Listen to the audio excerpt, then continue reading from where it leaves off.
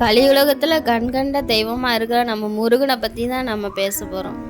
இது கதையோ ஏதோ இல்லை, என் வாழ்க்கையில் நடந்த ஒரு உண்மையான சம்பவம் தான் நான் இப்போ உங்ககிட்ட சொல்கிறேன். திருச்செந்தூர் போனால் எல்லோரும் தயவு செஞ்சு கடலில் குளிக்கலாம், பார்த்து குளிங்க. குழந்தைங்க இருந்தாலும் பார்த்துக்கோங்க.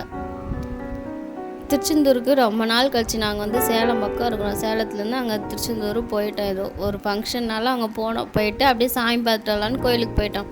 கோயிலில் போய் எல்லோரும் குளிக்கிறாங்க, நம்ம குளிக்கலான்னு ஆசையோட கடலில் குளிக்க போயிட்டோம். குளிக்க போனால் எனக்கு 4 வயசில் ஒரு குழந்த, 2 வயசில் ஒரு பையன். 2 பையன்தான், 2 பேர் இருக்கிறாங்க.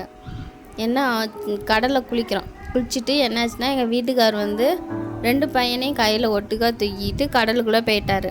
இது யார் தப்பு? எங்கள் மேலே தான் தப்பு. ஆனால் முருகனோட கருணையை பார்த்தீங்களா? அலை இழுத்துட்டு போகல, அந்த பாதியில் விட்டுட்டு போயிடுச்சு. அதுதான் அங்கே இருந்துக்கிலே பெரிய பெரிய அலை 2 பசங்களையும் கையில் தூக்கி வச்சுட்டு நிற்கிறாங்க. பெரிய அலை வந்தால் நம்ம தனியாக இருந்தாலே நம்மளால் சமாளிக்க முடியாது. அவர் 2 கையில் வச்சு நிற்கிறாரு. அலை அடிச்சுட்டே போயிடுச்சு. பிள்ளைங்கள்லாம் பயந்து அழுகுறாங்க. அந்த நேரத்தில் ஒரு செகண்டில் என்ன நடந்துச்சுன்னு எங்களுக்கே தெரியல. ஆனால் முருகரை பார்த்தீங்க, நமக்கு அப்பாங்க அவர். அன்றைக்கி நினச்சிதான் 3 உயிர் அந்த இடத்துல போயிருக்க வேண்டியது. ஆனால் அவர் அந்த 3 உயிரை நிப்பாட்டி என் கையில் கொடுத்தாரு. இதுக்கு நான் அவருக்கு என்ன நன்றி கடன் செலுத்த போகிறேன்னு எனக்கே தெரியலை. என்ன பேசுறதுன்னு எனக்கே தெரியல.